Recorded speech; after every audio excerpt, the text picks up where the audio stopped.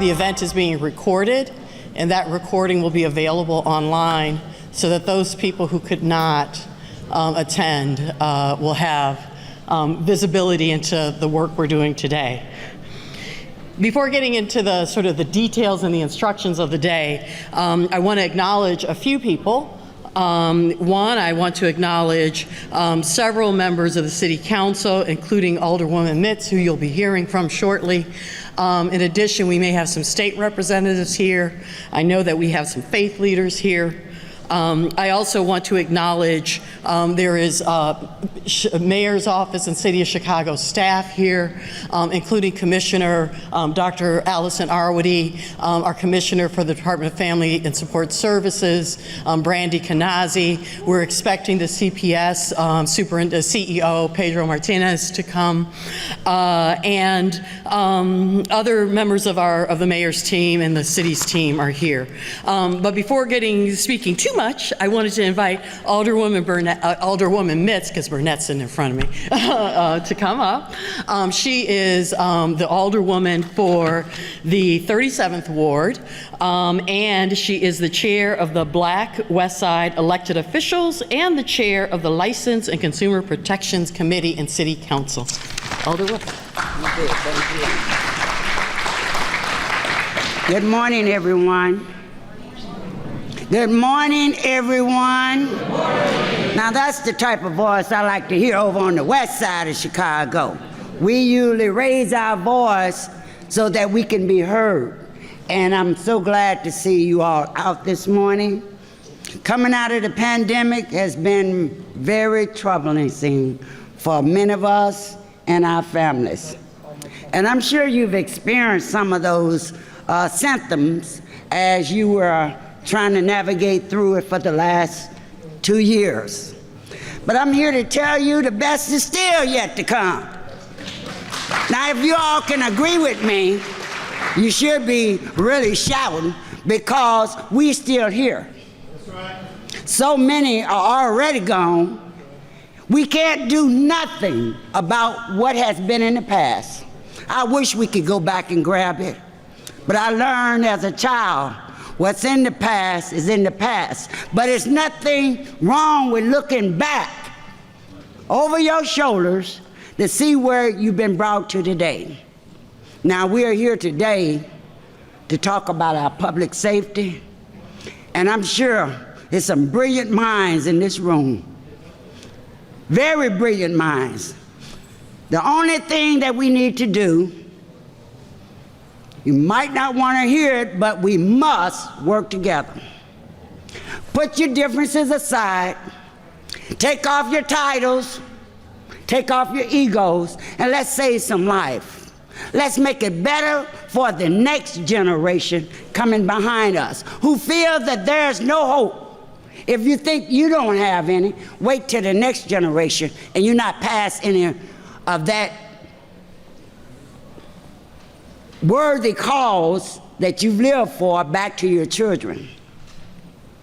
So I'm here today to say, let's get some work done over here on this west side. Certainly you have all of us working together, but I'm saying there needs to be more togetherness. No one body sits by themselves. Better together. Thank you.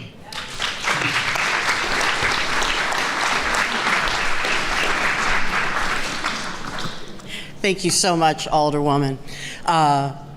Alderman Burnett, you want to say something? Sure. We got two West Side champions here. Good morning, everyone. I'm Alderman Walter Burnett, identified as he and him, because she called me Alderwoman Burnett, but I'm Alderman Walter Burnett. First of all, I want to commend all of you for being here. A lot of you have been in the trenches for a long time. A lot of you are dedicated to your community. In spite of the challenges that we have in our neighborhood, you guys have persistently and consistently been involved. So I just want to thank you all for not giving up on your community. I also want to thank those who work with the young people. You know, we tend to think that all young people are bad, but that's not the case. We have a lot of great young people in our community, and we still need to nurture them and help them. And even if they're in those gray areas, it's up to us to try to turn them around. So we need to continue to work with them. One of our biggest challenges in our community is folks have been giving up. They've been getting complacent. I've saw a lot of block clubs slow down or stop altogether.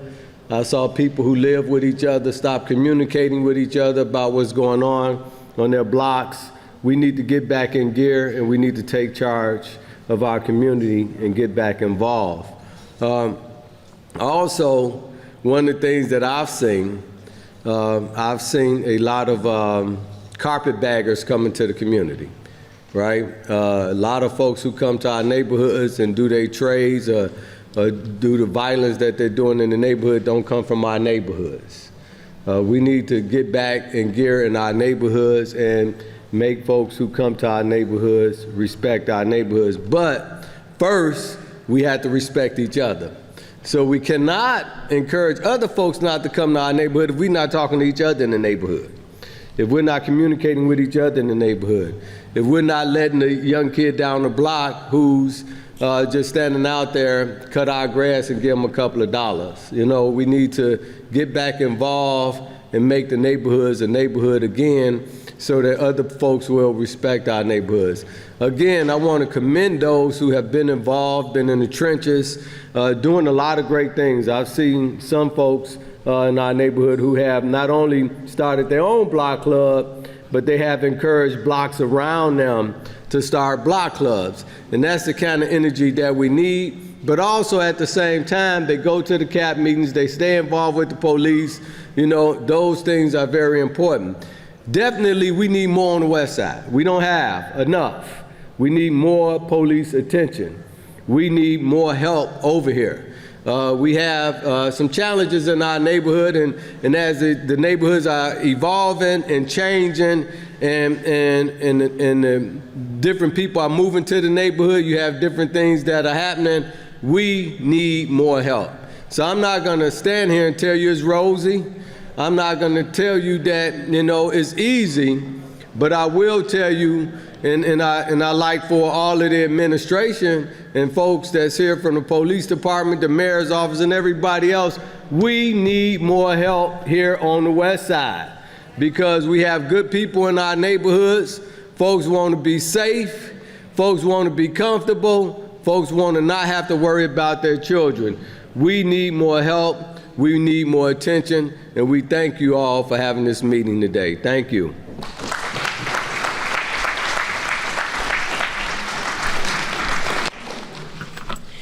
And Alderman Burnett, I apologize. I was actually calling Alderwoman Mitz by your name, so I merged you two, so I apologize.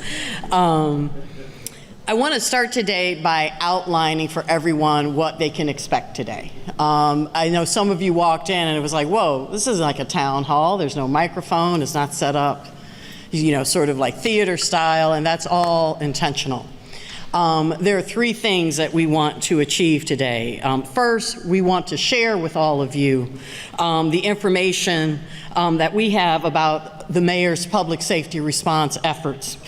Everyone in this room, including law enforcement, knows that law enforcement is not the response to public safety. We've got to go.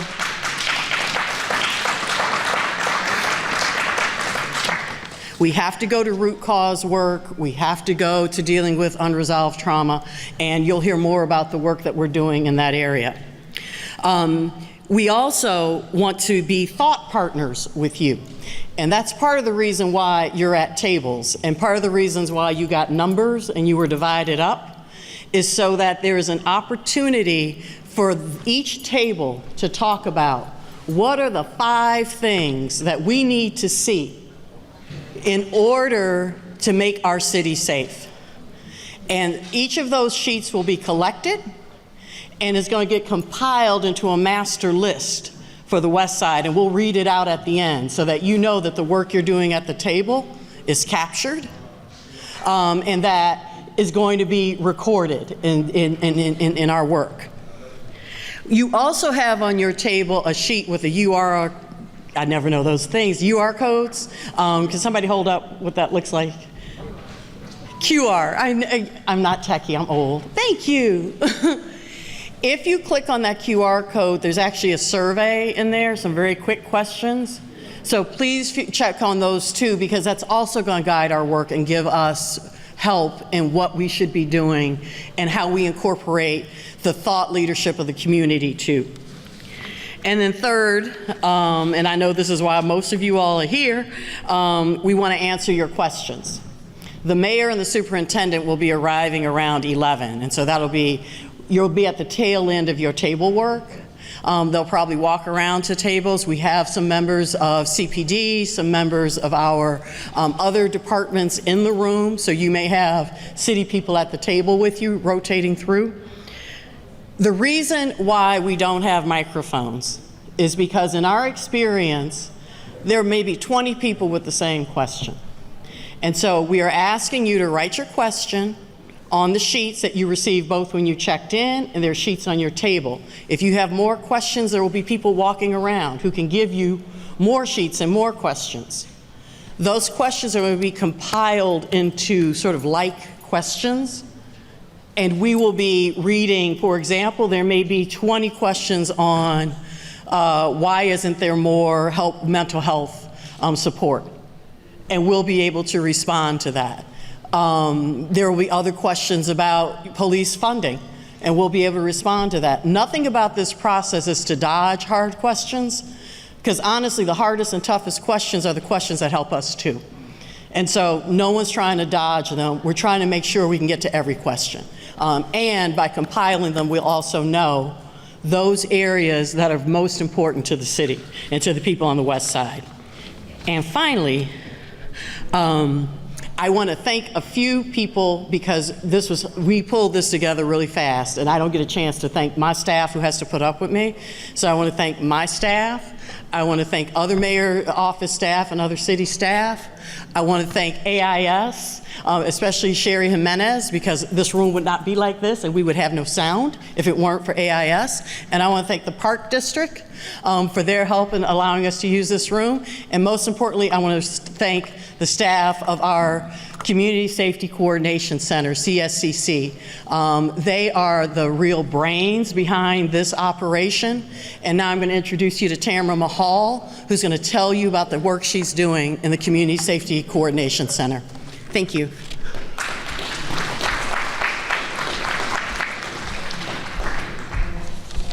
Good morning, everyone. Thank you. As Tina mentioned, my name is Tamara Mahal. I am the Chief Coordination Officer for Mayor Lightfoot for Community Safety, and I'm going to talk about what that means here in a second. We just wanted to I'm not going to talk for long. We want to make sure we reserve time for your discussions, but also so that we can answer the questions that you have. But we wanted to do a quick acknowledgement and a level setting about the city's approach to community safety and violence reduction across the city, but also in specific communities where we know we see significantly higher levels of violence than others. And so first things first, I want to start by saying that across the city, we acknowledge that violence is just a symptom of other deeper root causes that have led to conditions that breed violence, right? We know that we have schools that we need to improve. We know that we have public services that have been under-resourced. We know that mistrust between police, law enforcement, and the community have led to certain conditions. We know that we need more housing, and we know that poverty and income equality breed the degradation of the physical environment, lead to increased gun carrying so people feel safer.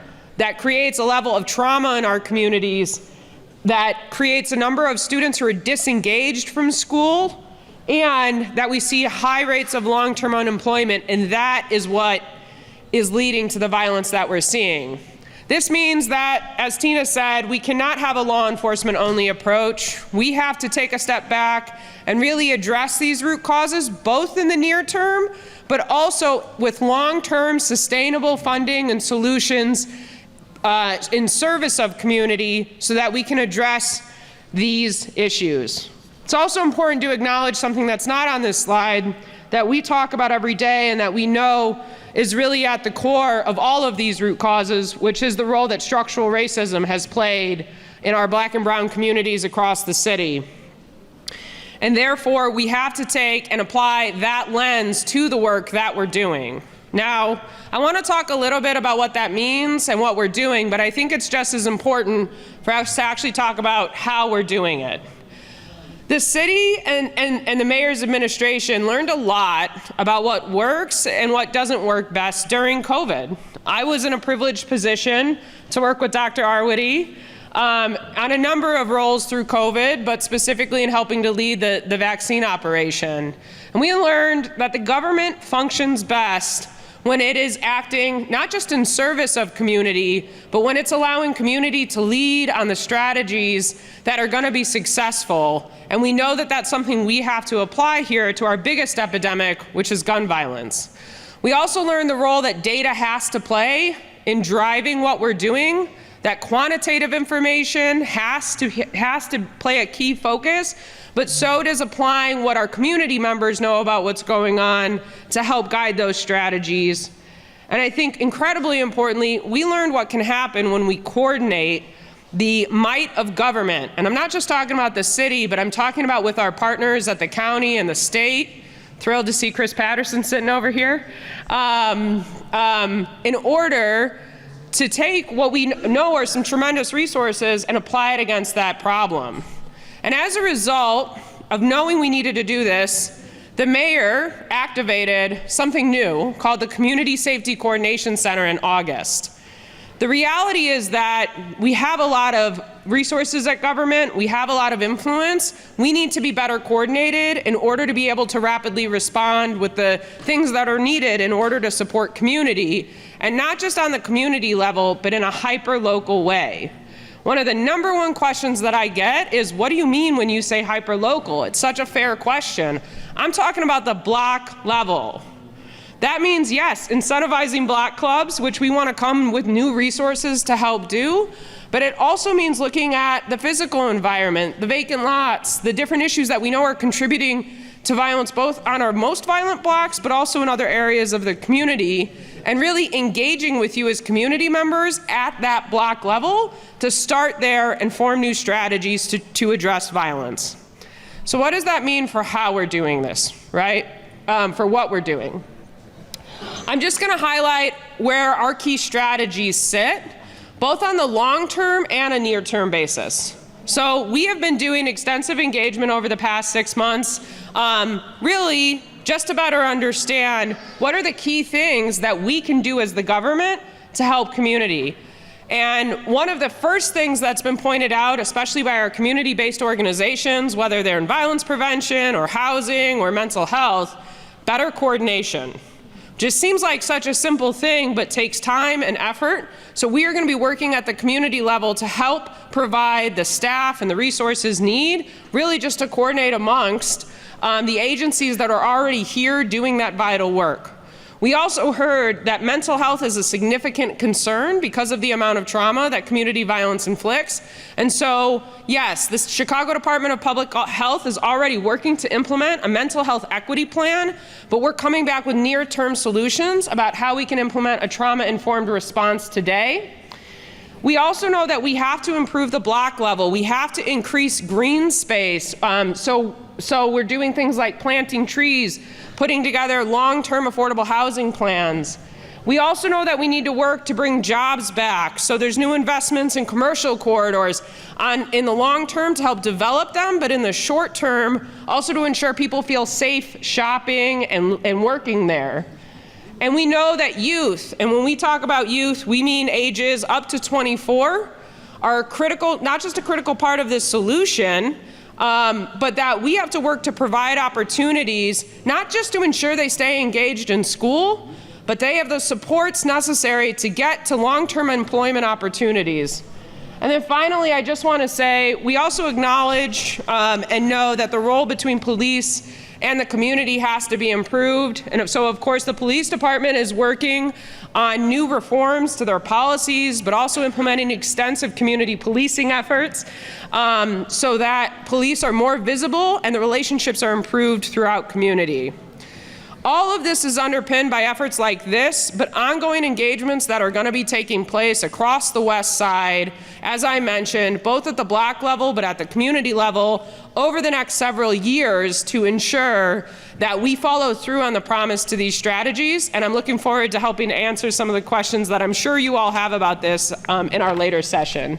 Finally, as Tina pointed out, on your table, you have a QR code. For those of you that don't know how to use a QR code, just open up your camera, point it on the QR code, you'll see a little website pop up, just click it. That's a survey that we've put together. It's a multiple choice survey with a few questions also for you to answer in that we want to help guide our strategies. So for example, how do we incentivize people to get more engaged in block clubs? What kind of resources could we provide to see that happen? And what are your ideas, things that maybe you think we're not thinking of, but we need to, for how to improve this? So we're just asking and encourage all of you to please complete that survey. If you need help, there are city staff that will be walking around the room that you're free to grab and say, could you help me get this QR code thing to work? Because I know that's a newer technology. All right, with that being said, I'll turn it back over to Tina for our next activity. Thank you.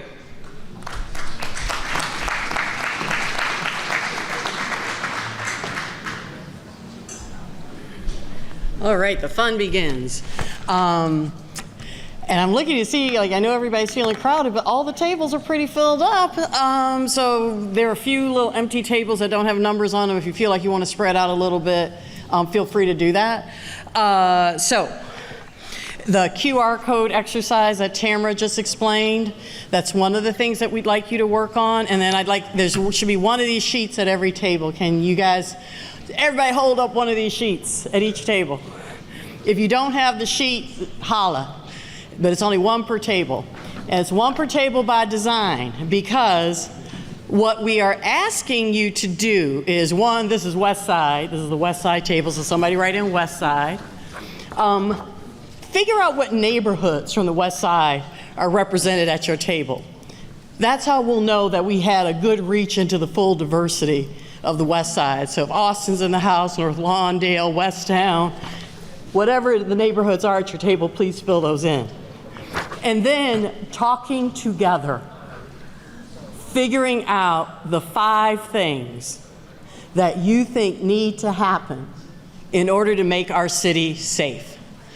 It'd be great if you could rank them, and it would be great if you came to consensus, but I'm not forcing that. But the discussions for the next half hour will be both about filling in the questions that Tamara pointed out and filling in this sheet. At about 11 o'clock, the mayor again will be here, and as will the superintendent. They'll be walking around. I want to acknowledge 2 people who've come in. Our new superintendent for public libraries is here. Chris, where are you? And our new CEO for public schools is here. And a very important member of the police department, Chief Angel Novales. He is in charge of constitutional policing and reform.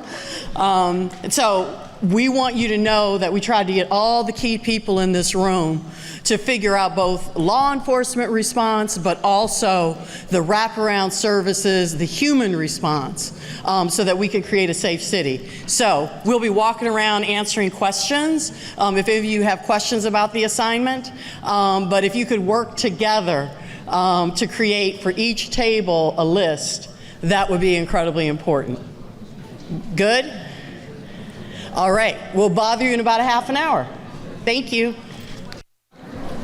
So first of all, somebody told me as I looked around the room and saw so many people, so many great conversations, I think it was Alderman Mitz who said, this is how we roll on the West Side.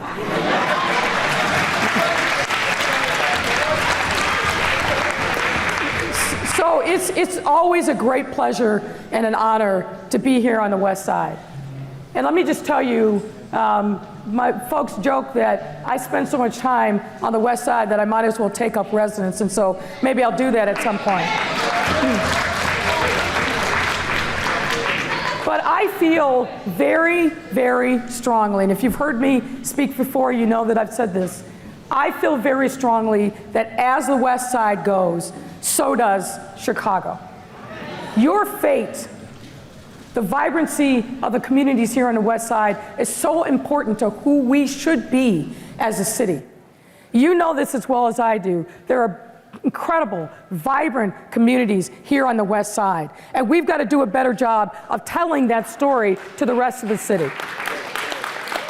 People need to see how much you care about what happens in your communities, on your block, in your schools. All of the things that you've been talking about all morning, but frankly been talking about for decades. We need to amplify those stories about the care and concern of people here in the city of Chicago, and particularly on the west side. I will tell you the story of why I really came to believe the fate of the west side really is going to dictate what happens to us in the rest of the city. I got sworn into office in late May. That summer, we started what we called our Pulaski Corridor project, where we were looking at the various issues that were plaguing folks from the expressway to Lake Street. And I don't have to tell you, folks who live in that area, what the challenges are like, right? People coming from the suburbs using car and rail to come and score some dope. People waiting for those people to get off the various train stops to take them to the server of choice. And all the while, kids seeing all of that brokenness that adults were experiencing around them. So that's when we started to dig in deeper and say, we've got to do better on the west side. We cannot have a west side where it looks like the fires of 1968 were just put out. And as we started looking, for example, at Invest Southwest, we came, you can clap for that. We came to the west side, and particularly to Austin, and here's what we learned. That every single year, Austinites spend $200 million on amenities in Oak Park. In Oak Park. So what that told us is a couple of things. Number one, there's real buying power here. And we've got to make sure that we tell that story. As I was talking at the first table that I was at, it is shameful that in too many West Side communities, you can't walk to get a decent cup of coffee or a healthy food and groceries, that you can't get pharmacies and amenities. So that's why Invest Southwest launched here on the west side. That's why we are pouring literally hundreds of millions of dollars into communities on the west side, and that why I keep fighting the fight with, frankly, white businesses to say, you are missing out on a real opportunity. We want no one's charity. We want no one's charity, but what we want and what the community deserves is the same kind of opportunities that people in Lincoln Park and Lakeview have. So that is what this fight is about. But what I'll also say is this, and you all know it to be true.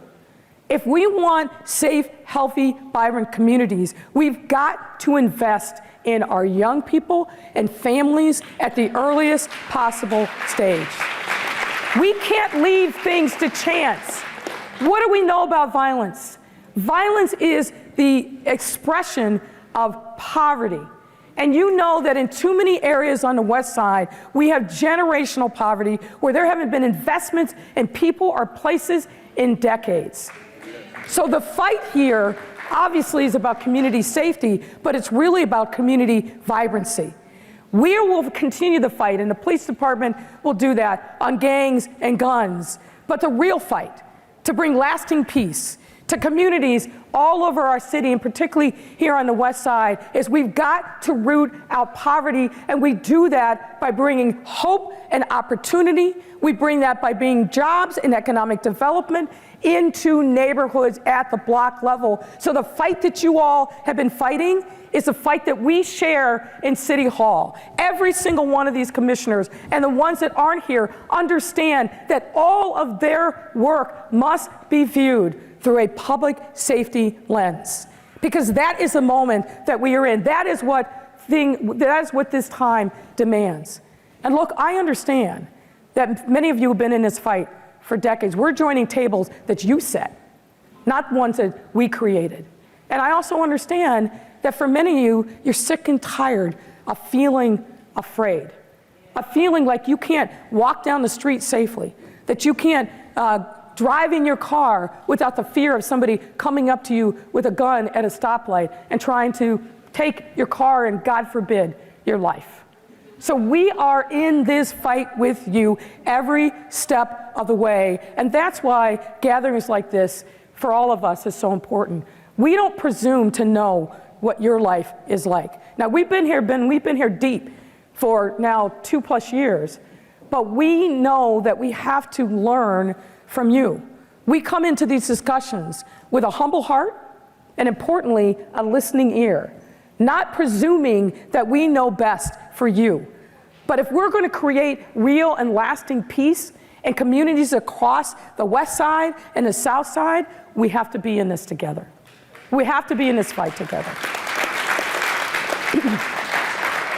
And here's the last thing that I will say, and then I will sit down and we will kind of go through the rest of the program. I want you to understand that I recognize that you haven't seen a mayor in many instances come to your community like we have been.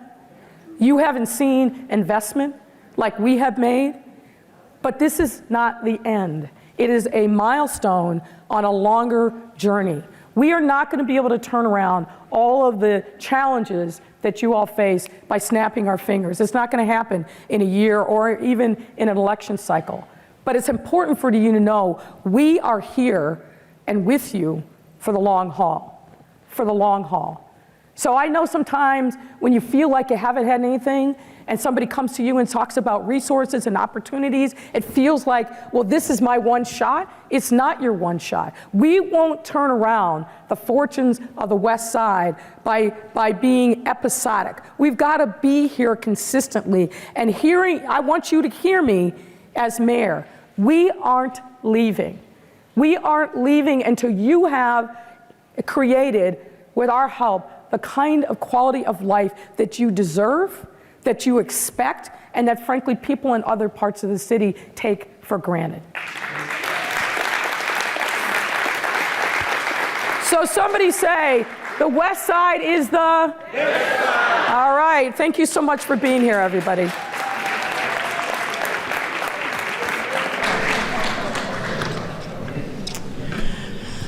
Thank you, Mayor. That was exhilarating.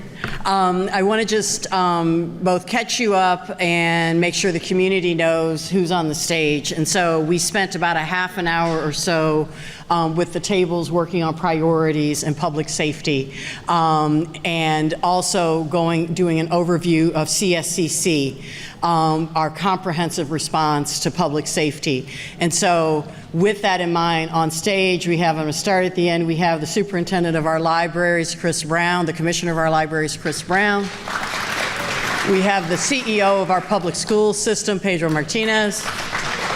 We have our commissioner for the Department of Family and Support Services, Brandy Kanazi. We have our chief for the Community Safety Coordination Center, who you heard from earlier, Tamara Mahal. We have our fabulous head of public health, Dr. Allison Arwady. The mayor. And Superintendent David Brown of the Chicago Police Department. We have a range of questions. You can see my little piles, and I explained to the community members that we would be sorting them into piles. And so I'm going to jump right in with some. Again, we won't read all the questions, but I think most of the questions will be covered. So the first question is, CSCC and your public safety response is a multiple agency coordination. Which agencies are involved, and is there some sort of hierarchy? Who is the decision maker? Well, before I jump in and I'll pitch it to Tamara, I also want to acknowledge two of the, I think just two West Side electeds who are here. Alderwoman Emma Mitz. Emma.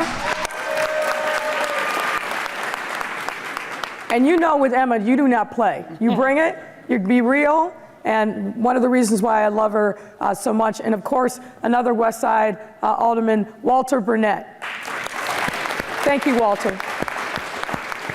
So let me set the table, and then I'll pitch it to Tamara. Look, we learned a lot through COVID about breaking people out of silos, about collaboration, and really the importance of being with community. And so we really started to think, and I'll credit our Chief of Staff, Sybil Madison. Sybil, where are you? Where are you? Back there. In the back of the room. We started having this conversation really over the course of last summer. What do we do as a city government to augment the work that the police department is doing? Because as we all know, you cannot just arrest your way out of the challenges of public safety, particularly if you believe, as we do, that there's a lot of root causes to the problems that are manifesting themselves as violence. So borrowing a page from our COVID response, we did a couple of things. We stood up the CSCC, and the core parts of it are this. We brought literally everybody in city government that was working on any aspect of community safety physically together in the same room. Why is that important? It's important, obviously, that the right hand knows what the left hand is doing. It's important because it allows people to collaborate, and that's where innovation happens. And to make sure that we are filling the gaps and the voids that might be existing. We're focused on 15 communities, 55 particular beats that are driving a significant amount of the violence, but we need to be coordinated as a city government to be able to respond to that. Part two, and really 1A or 1B, however you want to call it, is being in concert with community. So one of the things that I think we were most successful in doing through COVID was forming something called the Racial Equity Rapid Response Team. And what is that? When we learned in April of 2020 that Black people in Chicago were dying at 7 times the rate of any other demographic, we knew we couldn't just present this information to the public, that we had to have a real plan. And that's really where RERRT arose. We went to West Side United because they had been doing great work in communities on the West Side and to help educate people. And their objective, of course, was to shrink the life expectancy gap that Black folks all over the city, but particularly on the West Side, were experiencing compared to your white counterparts and residents. So what we learned through that process, and we started out looking at the communities where we were seeing the highest number of Black deaths, we widened our aperture and brought in the Latino and Latina community and looked at the challenges there. What we learned is you can't do a one-size-fits-all approach, that there are a lot of great community tables that have already been set. There's a lot of stakeholders that are working on these issues, and that when we work together in collaboration, we get more done. So we took that same approach with the CSCC. We called it the launch committee, and I've been telling the team, we're past the launch stage. It's 5-6 months in, but the concept is exactly the same. In the communities where we are trying to make a significant difference in community safety, we are looking to and building upon partnerships and collaborations with community members who are at the table, on the blocks, and saying, what do we need to do to make your community safe? So I'll stop there and then pitch it to Tamara. That was a pretty good overview. I think to the specific question about who is in the room, we think it's really important from the city's side that we're representing kind of the 3 major areas that make up our government departments. So that includes public safety, infrastructure, and human services.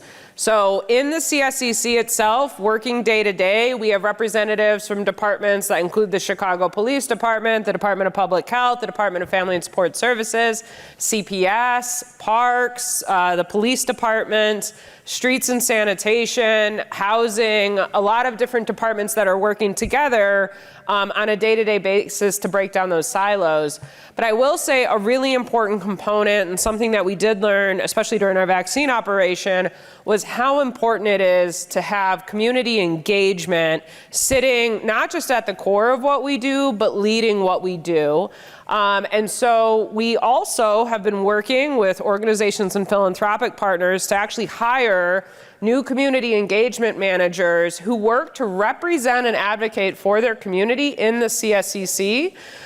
Those managers are being hired now for West Garfield Park, North Lawndale, Little Village, Inglewood, and we're going to continue to add them on to ensure that they're sitting in the room and working directly with us, but most importantly, that they are people that live and work in the communities that they are representing. I do want to point out we have a lot of CSCC staff in the room today. I'm extremely proud of our team. They all volunteered for this. They're all taking jobs because they live in the communities that we are working to support. And quite frankly, they experience the violence that we are working to stop. And they provide valuable insights on a daily basis that guide our strategy in support of community. I do want to say one comment about who's the decision maker. And so, yes, I sit at the head of the CSCC. Obviously, I work for the mayor. She's the decision maker on the city assets. But I want to make it clear that our strategy is built genuinely on what is needed in the community. And so when it comes to, hey, where are we going to put speed bumps and cul-de-sacs, because we know that they're a kind of a violence reduction strategy, we're going to the block level to say, you help us, and I'll help you prioritize to make sure that this resource gets to your community.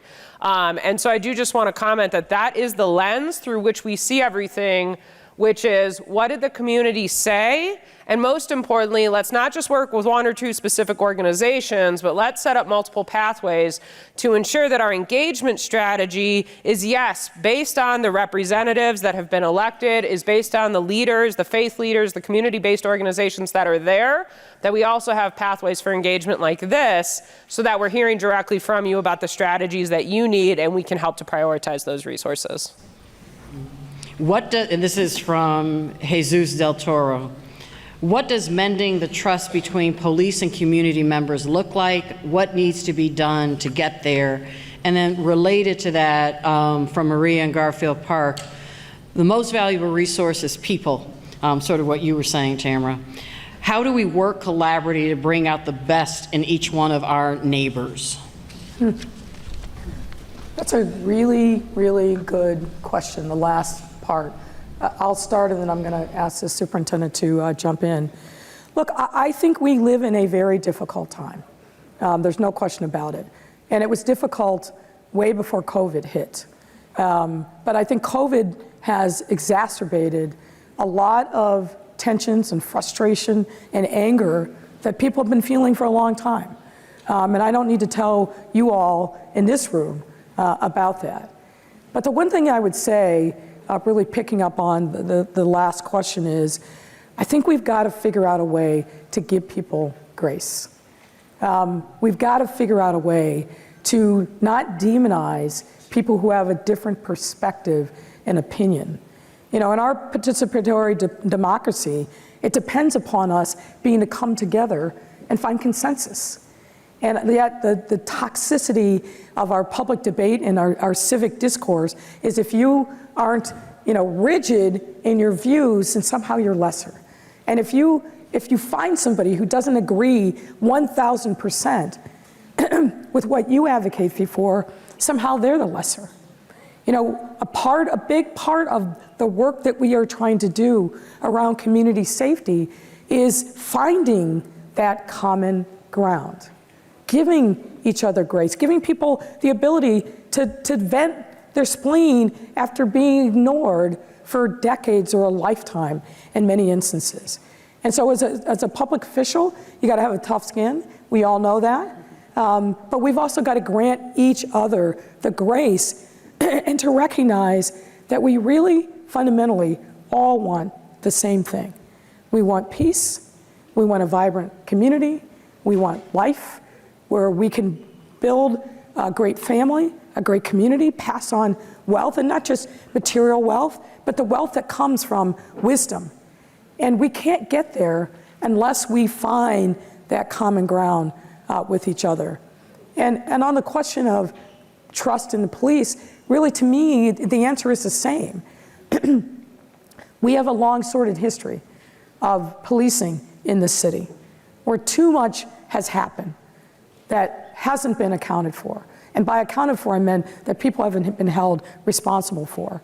But I'll also say this. I'm looking in particular at the young officers that are in this room. They came to the job because they wanted to help people at great sacrifice. This is one of the hardest times to be the police, probably in the history of policing.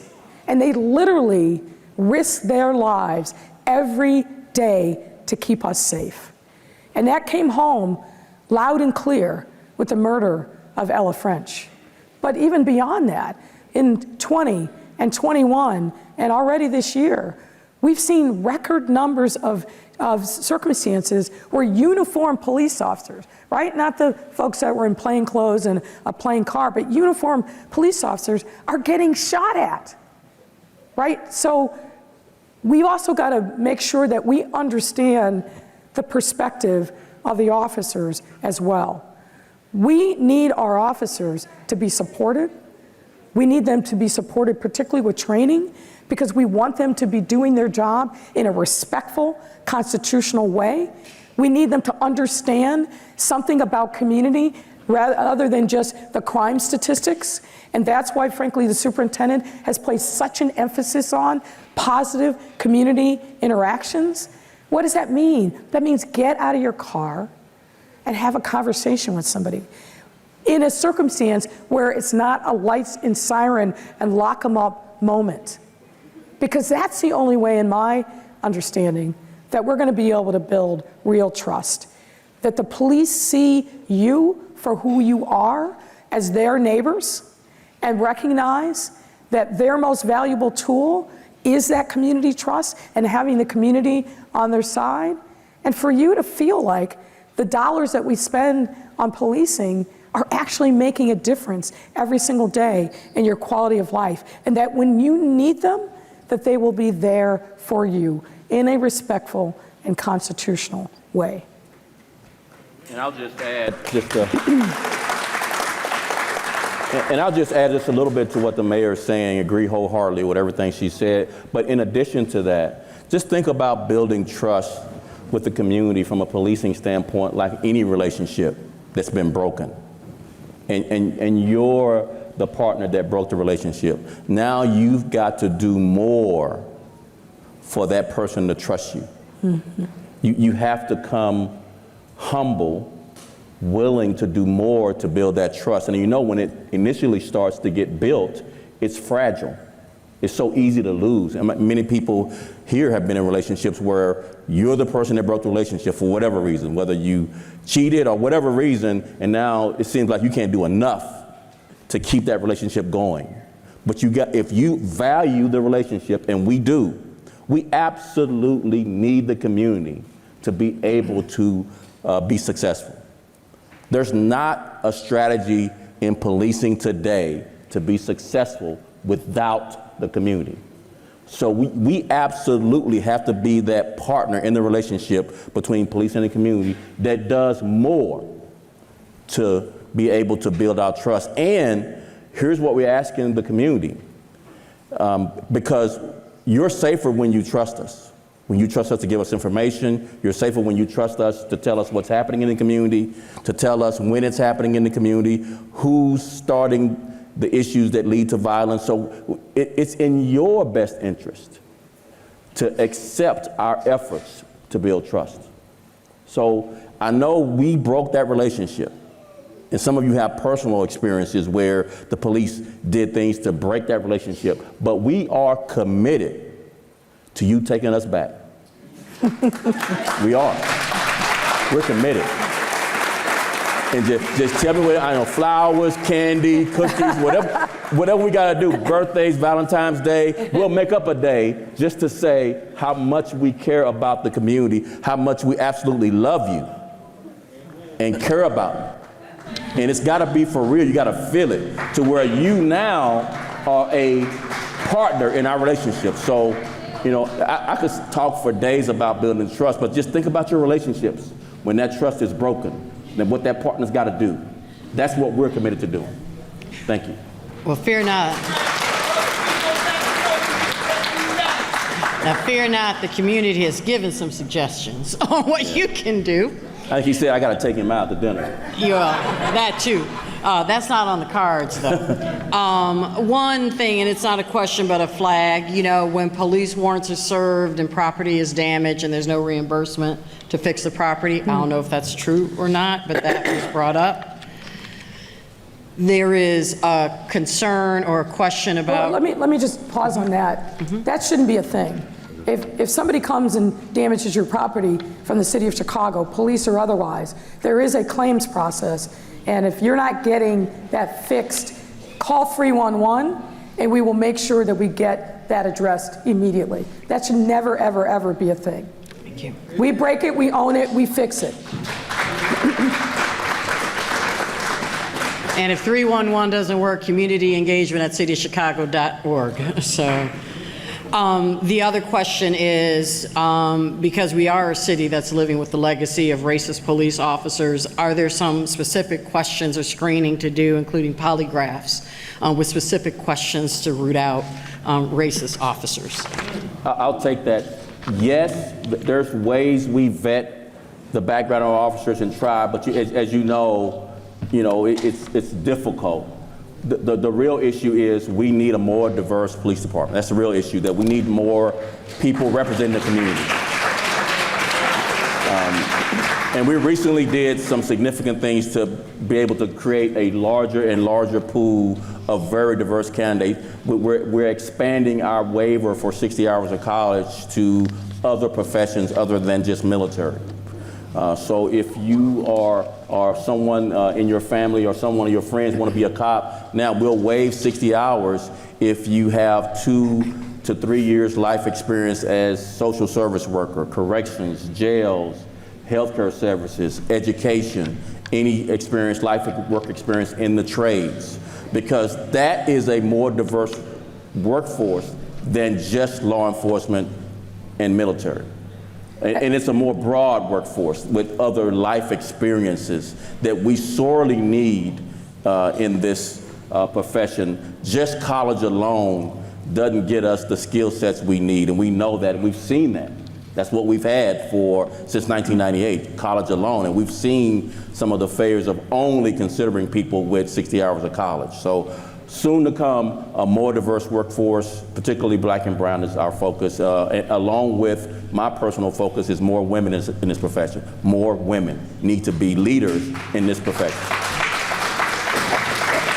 And if I can just add, one of the great pleasures that I get to have is going to graduations for police and for fire.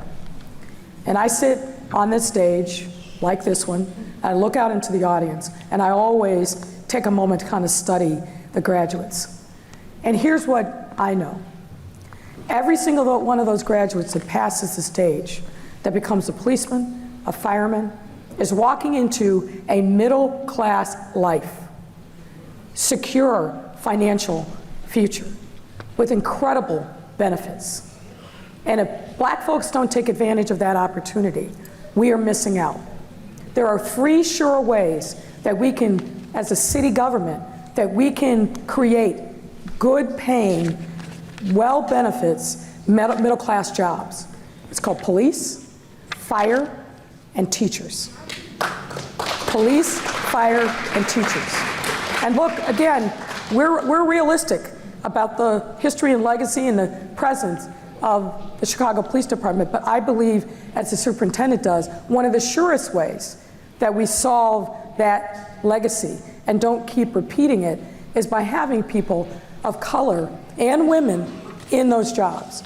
It makes sense from a policing standpoint, it makes sense from a building wealth standpoint, but the other thing I will add is because, look, like in any profession, screening on the front end, when you're talking about a career that can last 20, 30 years, in some instances longer, is not enough.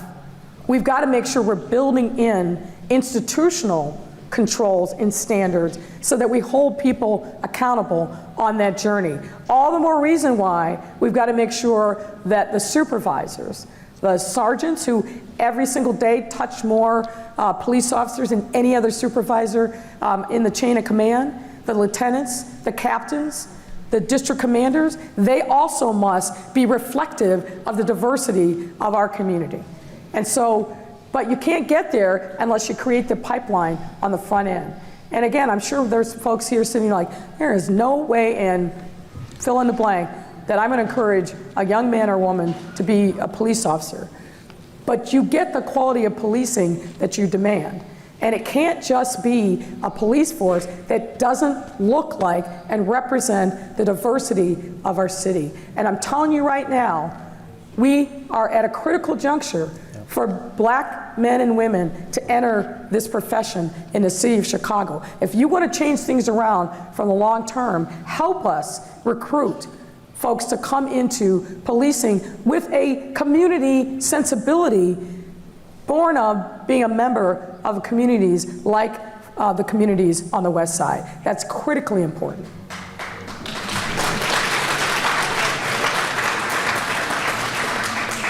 One of the biggest groupings of questions were about funding for the police, and I'm going to read the one that was written by Corinne Smith, because I think she captured everyone's comments in her question. How are you really addressing root causes of violence when you spend more on the police than you spend on public health,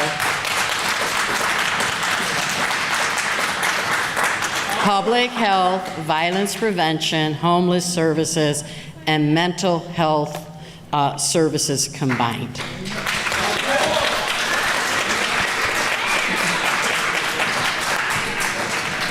Well, look, those of you who know me know that I'm very candid. I absolutely, fundamentally reject defunding the police. I don't support it, and here's why. In our city, defunding the police means cutting personnel, because 95% of the police budget is personnel. So if we defund, we're going to do it by giving the union rules by reverse seniority. And what does that mean? That means we are getting rid of the youngest, most diverse, best trained officers that we have in the police force, which means, going back to the question that I just answered, that we are cutting black and brown young men and women that we need to build a diverse and more responsive police force. Now, let me just finish, folks. Let me just finish. To me, it's not in, ma'am, I need you to be respectful. I need you to be respectful. I need you to be respectful. It's not, for me, it's not an either or decision. We don't fund one or not fund the other. We have to do both. And that's what we've been doing. In our budget that was just passed last fall, we committed $1.2 billion in mental health, in affordable housing, in making sure that we're supporting young people, in violence prevention, and a lot of the other things that I hear when I talk to people about this defund question and really try to understand what they mean.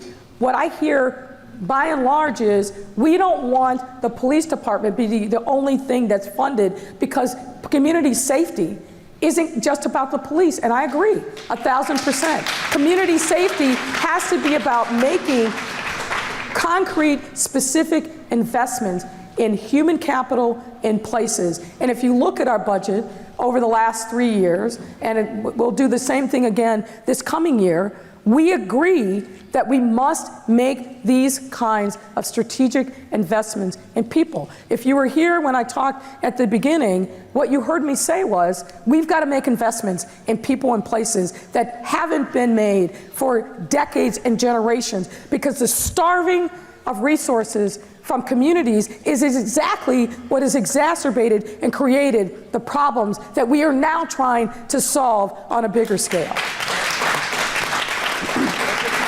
And so, there's another pile of questions. I always love juxtapositioning these.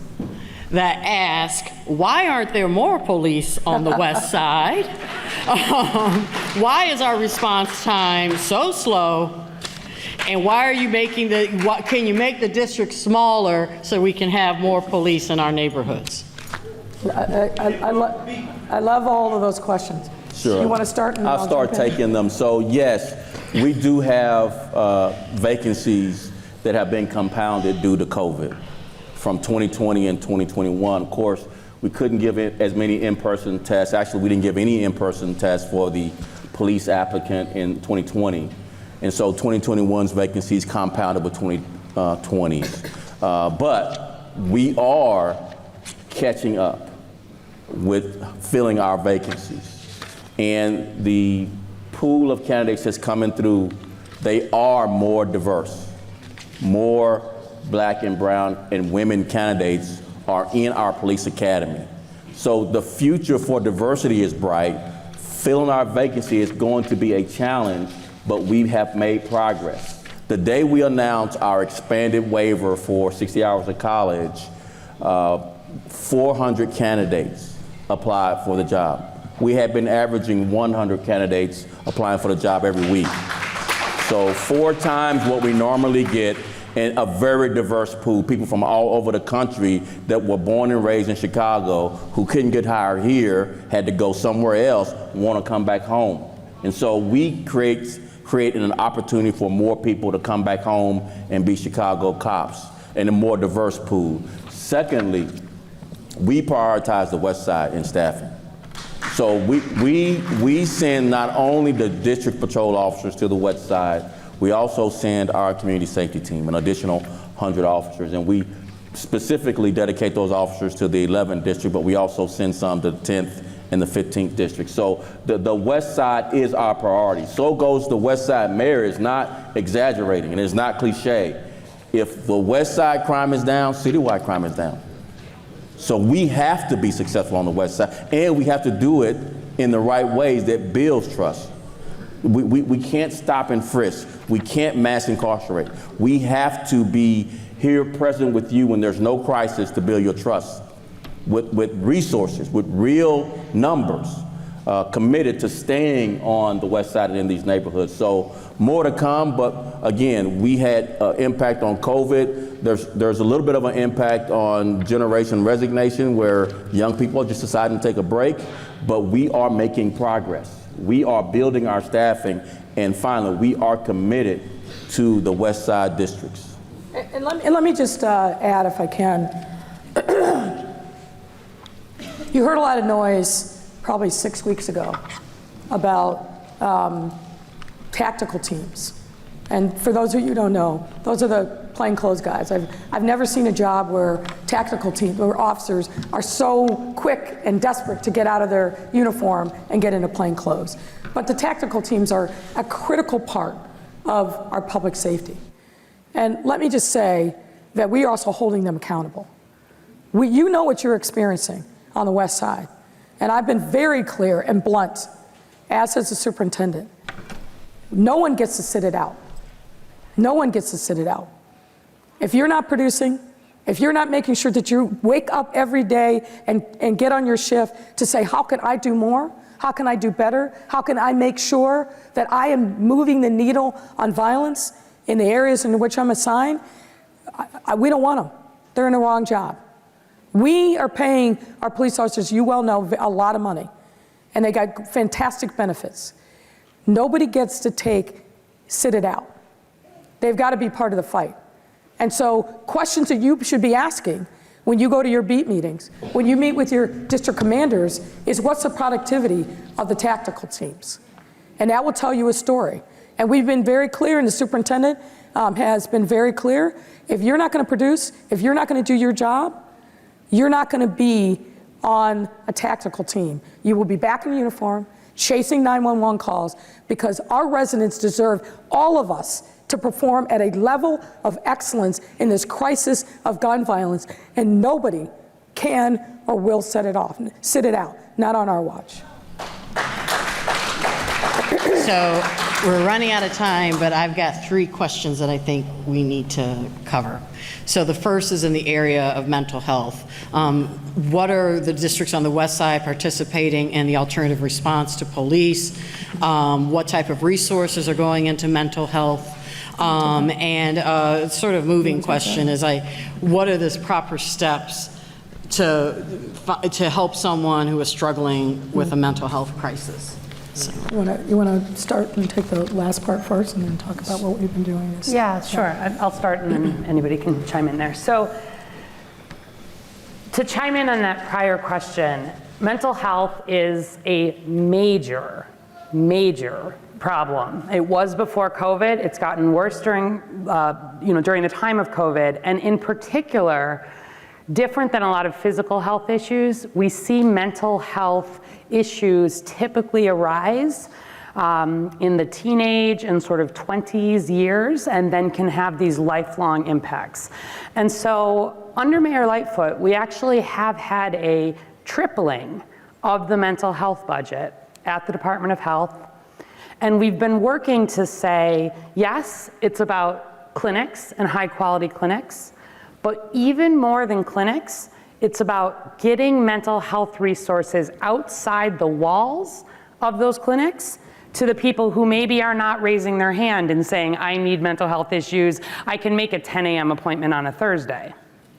So one of the things we're most excited about is a brand new thing.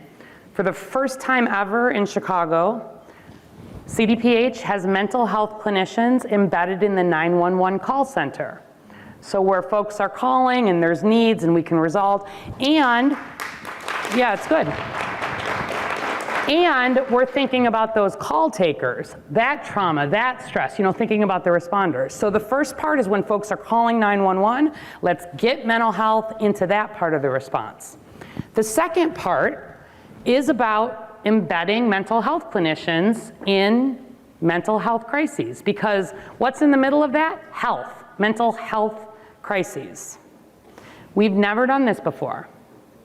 And so just a few months ago, we've started in a couple of pilots. There are CDPH mental health clinicians who go out with the CIT trained police officers, with EMS, the ambulance from CFD, when somebody has a mental health crisis. And the police officers are there to make sure the scene is secure, to make sure if there are things that need to be reported, that happens.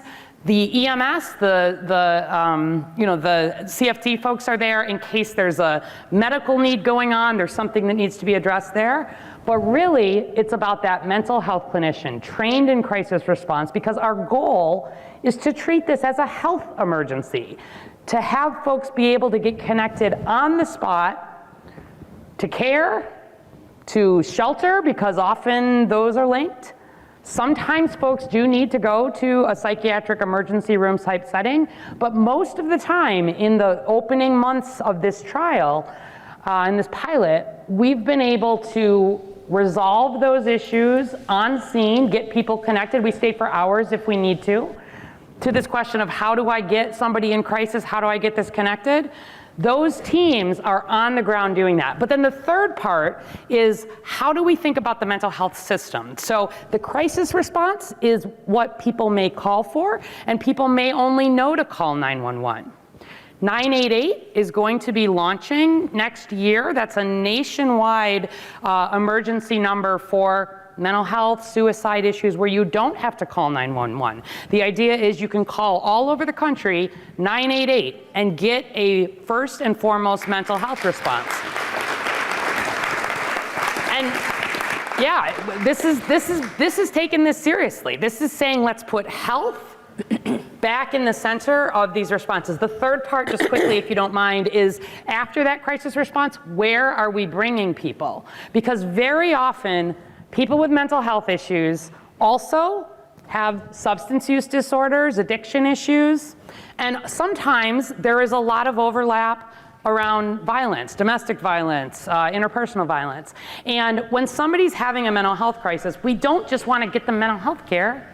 We want to take care of the substance use issues. Where that's overlapping with folks experiencing homelessness, we want to have a safe place to bring folks. So as part of the American Rescue Plan funding that the city's received, for the first time, the city is planning to actually create highly supportive housing for people with mental health and substance use disorders that say, we'll take you no matter what your issue is. Because we've got a lot of people right now falling through the cracks, right? They're homeless, but they can't get into shelter because they've got substance use issues. They have a mental health problem, but they can't take care of this. And coordinating this care in the same way we're thinking about coordinating safety is what it takes. And so, I would encourage, we've been working to create lots of ways for folks to get connected. If you're not sure, you call 311 actually.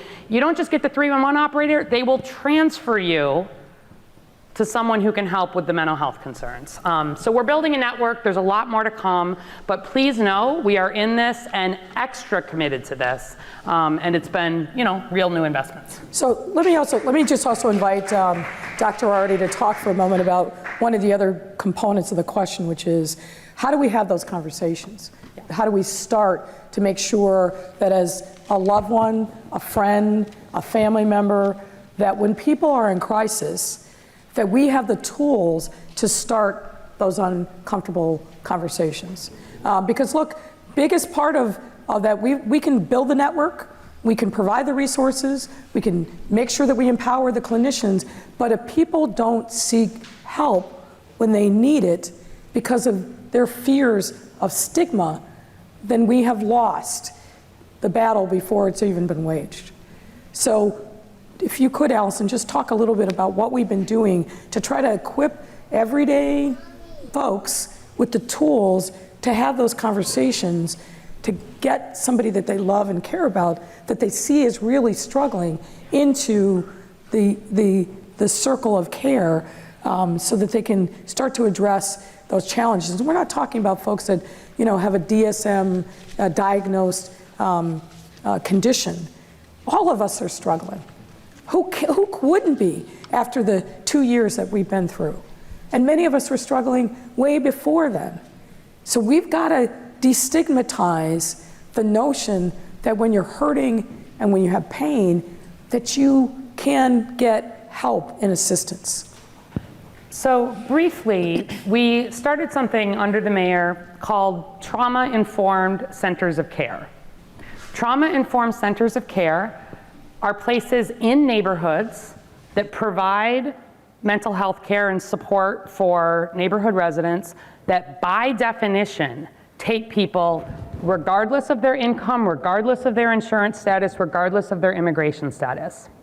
We started on some of the south and west sides where a lot of the needs are greatest, but again, with additional funding, we are expanding this citywide because I want a network of no wrong door.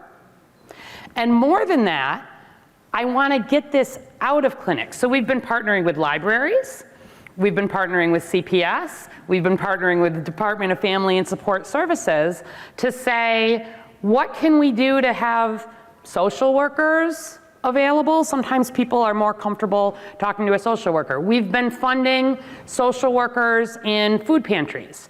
We've been funding mental health providers and substance use treatment providers in every homeless shelter in the city of Chicago. New, important, way more to go. We're also going to be launching a campaign called Unspoken, because quite often we don't talk about mental health in the same way that we talk about physical health. And I believe so strongly, and CPS also with their social emotional learning, how do we create a culture of talking about our mental health in the same way that we talk about our physical health? How do we recognize and build, some of you took the vaccine ambassador course where we had available through city colleges free. Anybody who wants to learn better how to talk about vaccine, we want to recreate that. How do you talk to folks?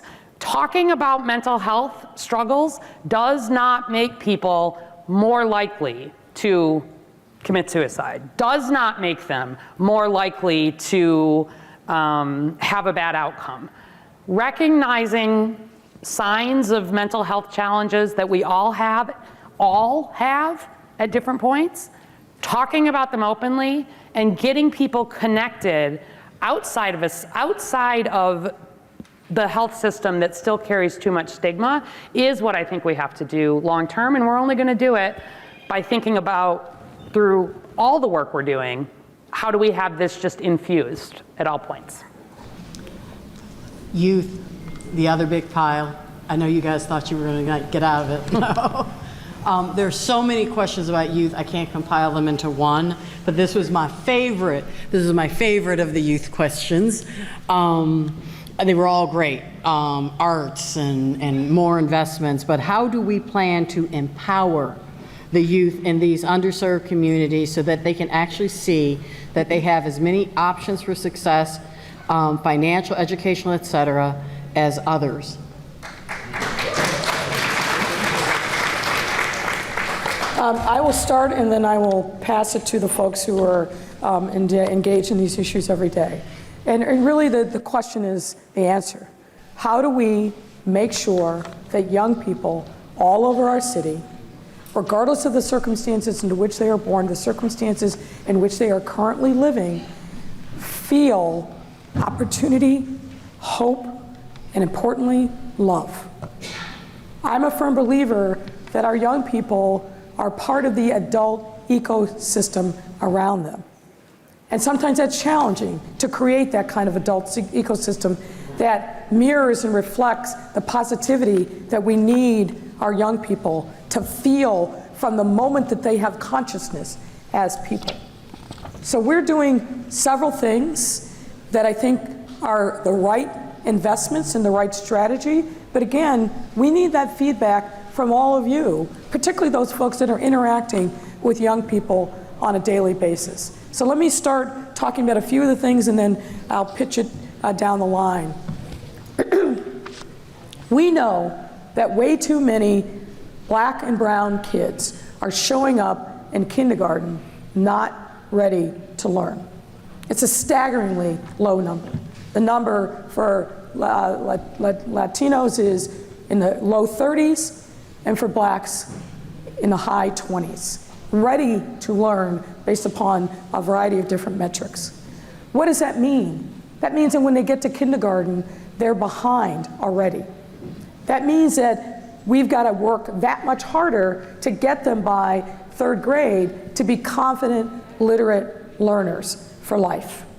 So what that says to us is we got to start way before third grade and preschool. We've got to start supporting those young people at the and their families at the earliest possible stage. The earliest possible stage. I'm going to ask Dr. Arwady to talk a little bit about the Family Connected program, and then I'm going to go down the line. Probably Pedro, maybe you go next, and then Chris and Brandy. Talk about the investments that we're making with our young people at all ages.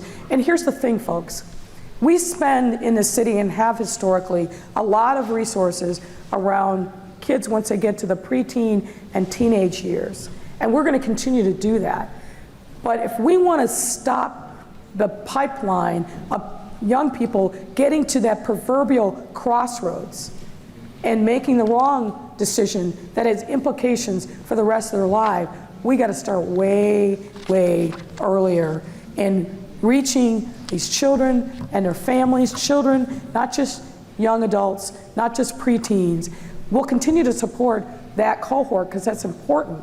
But we also got to make sure that by the time they're in fifth grade, right, they know that the world is available to them. They've just got to figure out what their passion is. And that right there in their neighborhood, in their school, they've got opportunity at their fingertips. That's the goal. That is what we are driving towards. Now, again, we're not there yet. I don't want to mislead you. But we are making the kinds of investments and decisions, working collaboratively together and working with our partners at the neighborhood level, where we are building that kind of ecosystem to support our young people, because our kids are in crisis. And if we don't recognize that,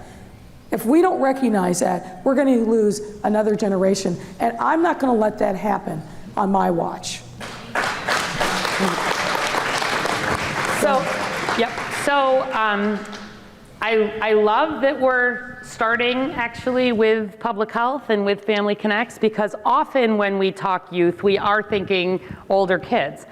But Family Connects, public health is about prevention at the end of the day. There's health care, which is the repair shop when you've got a problem. Public health is how do we create healthy environments, healthy settings, healthy opportunities for everybody. So we start right when the baby is born. And we have a program called Family Connects. We had started prior to COVID in 4 hospitals. Rush is one of the ones on the west side here. That every baby that is born, regardless of anything, every baby that is born gets a nurse visit in the hospital when there's a lot of excitement often around the baby, a lot of family around, make that initial connection. They're getting a really nice baby book that is not just what to do with your kid, but you are raising a child in the city of Chicago. How can you know what is available at all the stages as we grow? But then, 3 weeks later, which is when some of the excitement wears off, the family tends to go home, the postpartum depression kicks in, this becomes very real. 93% of families in the city of Chicago at that point have unmet needs. So that same nurse is going to the home, doing a big conversation with the family about, has baby gotten the medical care? Has mom gotten the medical care? Knowing that maternal mortality, morbidity is a major problem. But more than that, what other needs does the family have? Not in this is open to everybody in the city. This is not in any way looking for problems. It's asking what folks need and then bringing it to community tables where we're working to coordinate all of the resources that are available for young babies. Our goal, again with ARP funding, is to bring this to every baby born in a birthing hospital in the city of Chicago. It'll take time, but starting at the beginning, getting families connected to resources in their neighborhoods and to each other, getting some of that support, talking about mental health from the beginning, we think lays the beginning of the groundwork. So first of all, for those of you who don't know me, I actually grew up in Chicago, grew up on the Lower West Side, so I'm a West Sider. A couple of things that you're going to see for the next school year. So first of all, for the first time ever that I've ever seen in our district's history, we're making sure that we're setting a standard for what all of our children should have in our schools. And what I mean by that is, for example, making sure that there's no school in our system, especially on the west side, that has large class sizes. Everything has to be reasonable or small class sizes. Making sure that every child has access to the arts. Making sure that every child has access to PE and other programs. No exception, everybody. Making sure, that's part of every school, and hold us to this. Making sure that if your child is struggling, whether they're in preschool or whether they're in 12th grade, there's actually intervention teachers, so actual certified teachers and classes that actually are there to support your children. Every school will have intervention teachers. Every school, if they need summer programming, and this is the district is going to be providing, so instead of schools trying to figure it out on their own, we're committing to every one of our schools summer programs for children who need extra support, as well as Saturday and after school programs. And by the way, some of those are with community partners, so thank you community partners for being part of that. Every school will have that in place, everybody, every school. That's one. The other is, and this is really, two really big bookends that we want to invest in. One is a very strong early literacy initiative. We have to have our children literate before they go to 3rd grade, everybody. We got to catch them in their pre-K to 2nd grade. So there's investments in preschool, there's investments in making sure that we're working with our children from pre-K to 2nd grade, and then making sure that right now, our high schools are very strong. I'll tell you, our high schools overall are very strong. We had a record graduation rate last year. We're on track for that again this year. We're seeing record numbers of scholarships. But here's the thing, everybody. We cannot stop until we have one of these amazing schools in every neighborhood. So for example, and I love Michelle Clark and Charles Anderson, one of my favorite principals, but Austin High, Douglas, we got to get them to that level. We got to get Crane to that level. We got to get Collins to that level. So we gotta, and that's something that I want to work with the community, because we got to have them, because we know how to do them. We know how to do them, so let's work together to do that. But I want to make sure we, again, strong on preschool, early literacy, continuing to invest in our high schools and making sure that we have strong schools in every single neighborhood, everybody. So that's more to come on that, more to come. And I'll chime in from libraries. I'm really glad that we're here at this conversation, because the issue of learning and lifetime education, people can't do that if they don't feel safe. They need to have access to food equity. They need to have access to safe spaces in our neighborhoods. They can't do that profound work if they don't feel they're being taken care of. I'm just going to highlight some of the things that we're already doing thanks to Mayor Lightfoot. So we've gone fine-free.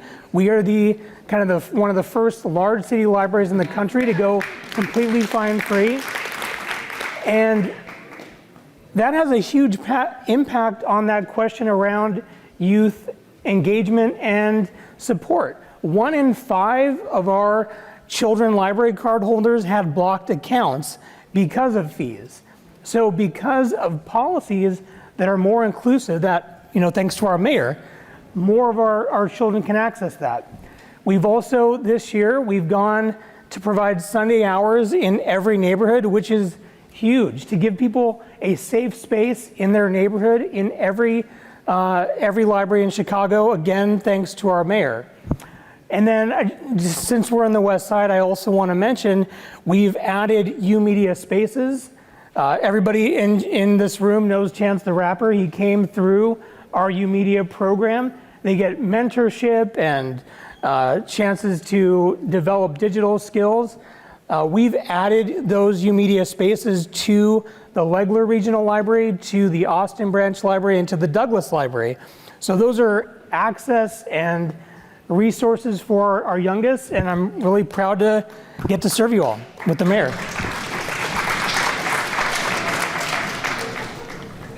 Everybody, I'm Brandy Kanazi, and I represent the Department of Family and Support Services. So we serve the heart of the city, and we do provide services from early learning, so birth, all the way through the senior years. And so when we think about early learning, our investments are in teachers. We've got to make sure for our earliest learners that teachers have the right credentials, and they've got scholarships to get in school to make sure that they're able to support our young people. But also with the parents for our Head Start and our early Head Start programs, we make sure that parents have the supports they need from mental health, dentistry. We provide all of those wraparound services. When we move over to the youth space that we have, we've got 3 portfolios. Our enrichment program supports young people ages 6 to 21 who are engaged with school with enrichment and after-school activities. We support over 9,000 young people, and so that's STEM, STEAM, art, sports, really activities either during the school year that's after school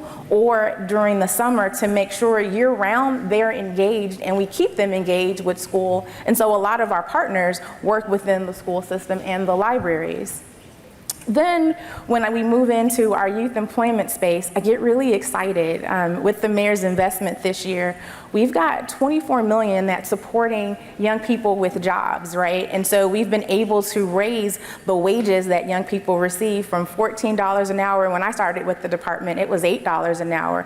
This summer, we're paying young people $15 an hour to have enriching activities, right? And so that is exciting.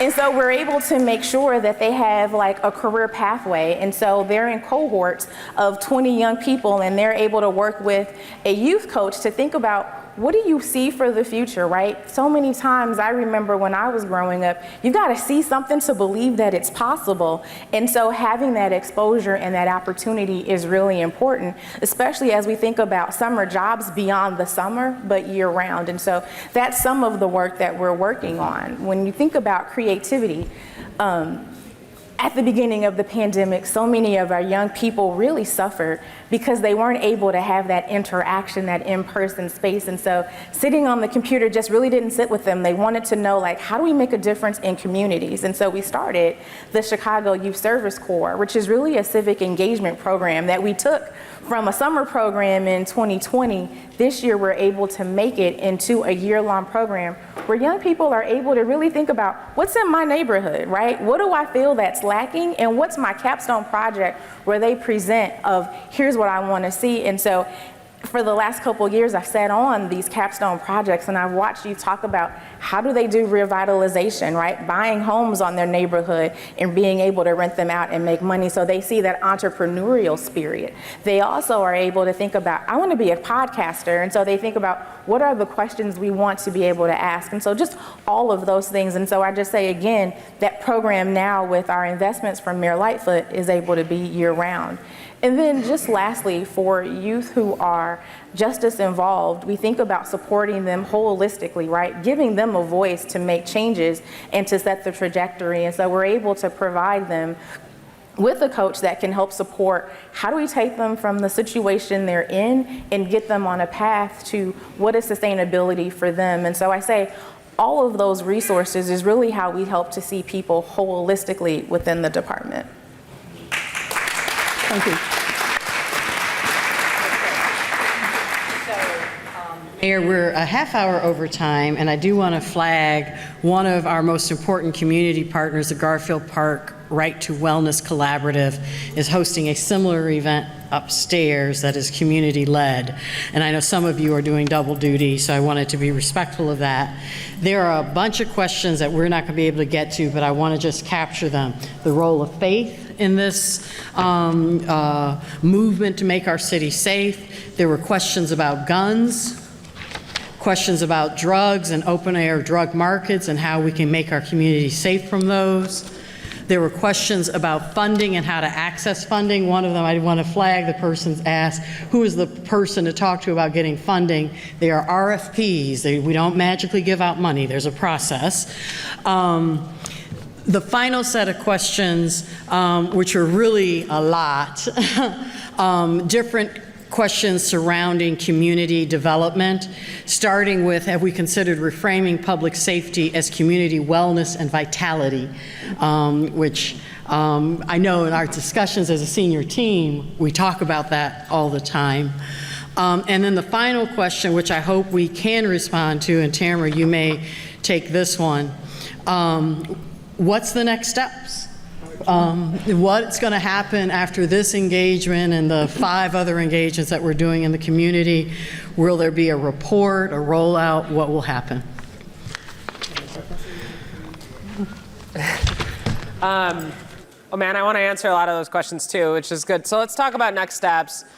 So as I mentioned, we think one of the most important things we can do from a staffing perspective is actually build up engagement staffing, so that if you're living in our communities, you know who it is you can go to for actually those questions, whether it is faith, whether it's how do I get access to funding, or whether it's, hey, what tables should I be at so that I can work to help contribute here. I want to first highlight ongoing engagement efforts and say next steps from here, we do ask that you continue to get involved, attend your beat meetings with CPD, district meetings, to make sure that you're involved and represented at that table. We are going to be continuing engagements. We're actually going to be setting up block level and community level planning events where we bring you back here, but with different types of city representation to essentially do intensive planning, so that as you've brought up issues that we're actually going to be taking a look at, and you say, what is going on with that speed bump, or how can we get that vacant lot cleaned, and what kind of access can we get to that? We're actually starting to put the tangible work behind that to be able to address that for this summer as we move forward. And so be on the lookout for that. As Tina mentioned, we do have a partner here in West Garfield Park and East Garfield, the Garfield Park Right to Wellness Collaborative. We're working with them, but others as well. In North Lawndale, we're working with the NLCCC. And we're going to continue to expand to other communities to set up this type of planning so that we can really get down to the point of you're not only participating in that, but then you're actually starting to see the results rolling out on your block throughout the summer. In the meantime, I will note, if you have a particular concern, you are welcome to email cscc@cityofchicago.org, and we are working very hard to get back to everyone's concerns and start to prioritize where we see some issues laying out. Thank you for that. This has been a wonderful convening of community, Everything that you have submitted is being saved and recorded. We will be emailing you out the list of all your recommendations because we're running out of time, and plus I'll be able to be grammatically correct. But I wanted to, as we close, look to the mayor and the superintendent and invite any closing thoughts. Well, I would just say thank you. Thank you for taking the time. Thank you for caring so much about your community. This feedback that we get, we try as best as we can to put into concrete action. Let me give you 2 examples from the West Side. I mentioned in my opening remarks that we started really engaging on the West Side, particularly West Garfield Park, starting in the summer of 19. Fast forward to last year, and as a result of the work that we were doing in West Garfield Park, my team came to me and said, the community really wants a roller rink. I said, a roller rink? I said, all the challenges in West Garfield Park, a roller rink? That can't be right. No. The community really wants a roller rink. And what I came to understand was, back in the day, there was a roller rink that was here, that was a great community gathering place. And so, as a result of the feedback that you gave us, we put resources, with your help, into taking an advantage strip right at the corner of Pulaski and Madison on the north side of the street. Used to be a bank, I think, and you now know that beautiful space was activated over the course of last summer. That's one example. Carl Brinson, Carl, are you still here? All right, Carl Brinson, Carl and I have been knowing each other for a long time. We won't even talk about how long. But one of the things that Carl said to me again early on in my term as mayor is block clubs. Block clubs are so important. Block clubs really help create the vibrancy in community. And as a result of Carl, and you know Carl's persistent, he doesn't give up. But as a result of the conversations that we've had with him, we are spending a significant amount of money this year. And Tamara, I don't know when I'm going to steal your thunder a little bit, when are we announcing it? But we are taking the block club process away from the police department. It's now at the CSCC, and we're going to be putting real dollars into building and strengthening block clubs all over our city, particularly on the west and the south side. So when you talk about next steps, right, we listen as we must. We are here to serve you. We're not here serving ourselves, as sometimes, frankly, it feels like over time. We're here to serve you. We want to make sure that we are listening and that we are engaging with you so that we can then provide concrete proof of what collaboration looks like. The roller rink and the block clubs are just 2 examples that really emanated out of the West Side that I wanted to highlight. But that's what happens when we come to you, as I said before, with a humble heart and a listening ear, and work collaboratively with residents of our city to create a better life for everyone. And so that's what the goal is. There'll be bumps in the road. There'll be things that happen that we may not agree with everybody about all the time, and you may not agree with us, but know that we are here with you on this journey towards a better Chicago and a better West Side. So thank you all for being here today.